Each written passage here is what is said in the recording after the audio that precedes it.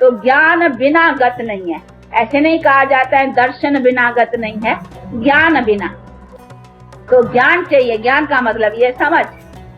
तो ये बातें समझने की हैं और समझ कर करके अपने प्रैक्टिकल लाइफ में लाने की बात है।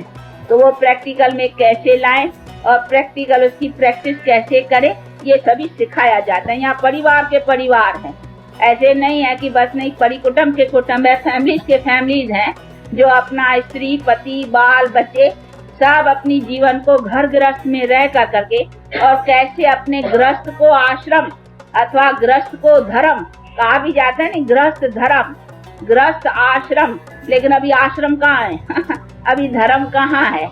अभी तो अगर गृहस्थ को कहा जाए ना अधर्म तो कह सकते हैं क्योंकि विकारों का है ना। तो ये चीजें समझने की कि हमारी जो प्राचीन गृहस्थ आश्रम की प्रवृत्ति थी वो कैसे बने, उसी चीज को बनाया जाता है। तो उसके लिए ये सभी बातें समझने की है और समझ कर करके प्रैक्टिकल उसी चीज को कैसे लाना है लाइफ में, वो लाइफ बनाने की बातें हैं। तो ये विद्यालय है, परंतु किसका?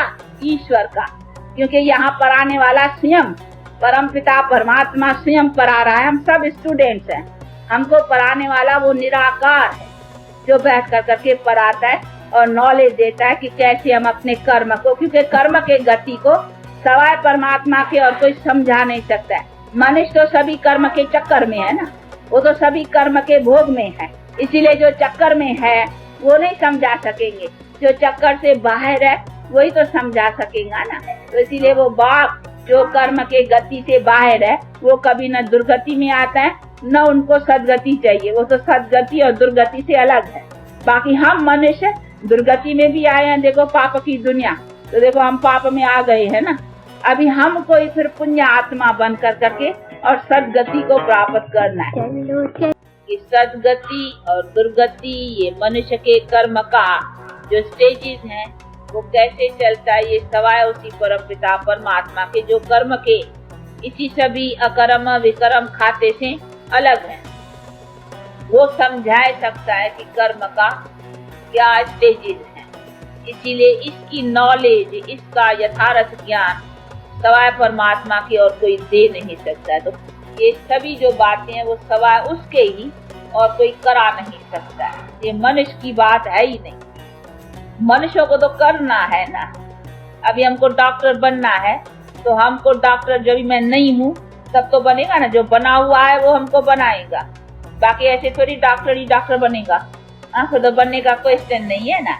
तो हमको कर्म की गति अथवा नॉलेज सिखाएगा वो जो आज सिखाने वाला है ना, हम तो सीखने वाले हो गए ना।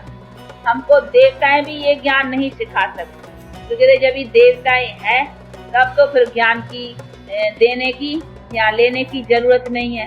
उसी टाइम तो दुनिया ही स्वर्ग है।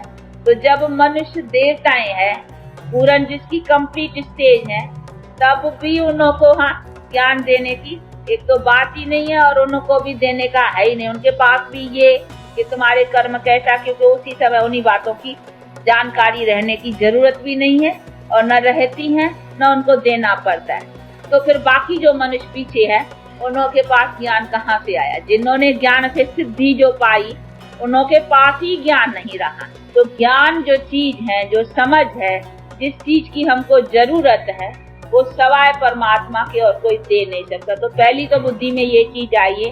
ये जो कई समझते हैं फलाना भी यही समझाता है, फलानों ने भी ऐसा ही ज्ञान दिया था, ये बात जो है वो किसी ने नहीं समझाई। पहले तो ये बुद्धि में आनी है कि ये बात जो है जो यथार्थ हमारे कर्म की, परंतु नहीं, निराकार का मतलब ही है कि हाँ ये मनुष्य जैसा उसका शेप या शक्ल नहीं है, बाकी उनका अपना आकार अथवा ज्योति रूप निराकार जिसको कहा जाता है वो है तो जरूर ना। ऐसे बिना आकार या बिना कोई यहाँ रूप के कोई चीज है ही नहीं। ये जो आवाज है ना हम बोलते हैं तो इसका भी रूप है।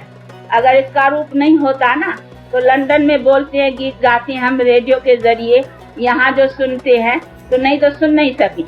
तो उनका भी रूप है जिसको अंग्रेजी में वेव्स कहते हैं, तभी तो वो इंस्ट्रूमेंट के जरिए उसको कैच कर सकते हैं। वहाँ बोलते हैं वो आवाज को कैच करते हैं, तो आवाज का भी तो रूप है ना, पर तो आवाज का इस आंखों से दिखाई नहीं पड़ता। अभी हम बोल रहे हैं ये क्या चीज आवाज है जो आपके कानों तक आ रहा है, आप देखते हो इस आंखों से। तो इस आंखों से तो इस दुनिया की भी कई चीजें नहीं देखी जा सकती हैं। तो उसका मतलब ये नहीं है उसका कोई रूप ही नहीं है, रूप है, लेकिन इस नजर से वो बड़ा सूक्ष्म है, इसीलिए इस आंखों से नहीं देखी जा सकती है। परंतु हाँ, वो परमात्मा तो और ही सूक्ष्म चीज है ना, इसीलिए इस आंखों से भले नहीं देखी जाती हैं, दिव्य दृष्टि से देख भी सकते हैं, परंतु वो दिव्य दृष्टि से देखा ना, परंतु उस चीज का ज्ञान होना चाहिए। तो ये चीजें समझने की, जिसको परमात्मा कहा जाता है, निराकार, और जिसकी यादगार हमारे भारत में मानी पूजी भी जाती है, परंतु कई इस बात को जानते नहीं है कि ये किसकी मान्यता है। तो ये है वो अथॉरिटी सर्वशक्तिवान परमपिता परमात्मा की, जिसको ही परमात्मा कहा जाता है। तो अभी ये समझना है, तो उनको भी यथार्थ रीत से समझ करके उसके साथ भी हमारा कौन सा रिलेशन है। खेलों का मतलब है जो जन्म देने वाले माता पिता हैं, तो हाँ, उनका अपन बच्चे कह करके उनको पिता कहते हैं, क्योंकि उसने उसको पैदा किया है। तो ये भी समझने की बात है कि आत्मा का जो पिता है वो उसी परम पिता परमात्मा को कहेंगे, जिसी से ही हमारे सदा सुख के प्राप्ति का कनेक्शन है। तो अभी उसी बात से कैसे रिलेशन, तो रिलेशन कहो या कनेक्शन कहो या योग कहो, बात एक ही है, परंतु वो योग कोई ऐसी दूसरी चीज नहीं है, उसको याद रखने का है। इसीलिए हम योग अक्षर को निकाल कर करके अगर याद अक्षर कहें तो और अच्छा। और याद का मतलब ही है, जैसे यार देखो कॉमन भी किसी का किसी पर से लगन होती है, प्रेम होता है, तो देखो वो याद आती है नहीं चीज। तो ये हमको उसको याद रखने का है, चलते फिरते खाते पीते। वास्तव करके योग इतनी इजी चीज है। याद के लिए क्या बैठ करके कोई आसन थोड़ी, किसको याद रखना होता है तो आसन लगा के बैठना थोड़ी होता है। यहाँ कोई याद के लिए कोई हठ योग, यहाँ कोई प्राण नहीं। याद जिसकी होती है, जिसके तरफ लगन होती है, काम भी करो लेकिन उसकी लगन उधर चली जाएगी। तो ये है उसको याद रखने की बात, परंतु वो याद आवे कैसी, ऐसी लगन बैठे कैसे, उसके लिए इन बातों को समझना है कि उनका और मेरा क्या कनेक्शन है। तो वो कनेक्शन को जब समझेंगे, उसके रिलेशन को समझेंगे, और उससे वो बैठेगा कि वो हमारे को क्या देने वाला है, उससे हमें क्या प्राप्त करना है, तो फिर हाँ, उनके तरफ हमारी लगन बढ़ेगी और उसी आधार पर उस चीज की याद रहेगी। गीता में भी कहा है नहीं, मन मना भव। क्यों कहा है कि मुझे याद करो, क्योंकि मुझे याद करने से तुमको वो शक्ति मिलेगी, वो बल मिलेगा, जो तुम्हारे पर पापों का बोझ है वो तुम्हारे पाप दगद हो गए। ये गीता के भी वर्षन है। तो इसीलिए बात कहते हैं कि अभी ये तो मुझे जानो, समझो, मेरा परिचय मैं क्या हूँ, और फिर मुझे याद रखो, तो उससे तुम्हारे पाप भी नाश होंगे। तो मुझे याद करो, तो उससे क्या होगा कि याद करने से जो पहले किए हुए विक्रम है अर्थात पाप का बोझा है, वो भी तुम्हारा नाश होगा। क्योंकि हमारे जीवन में दो कर्मों का चलता है, एक जो किया है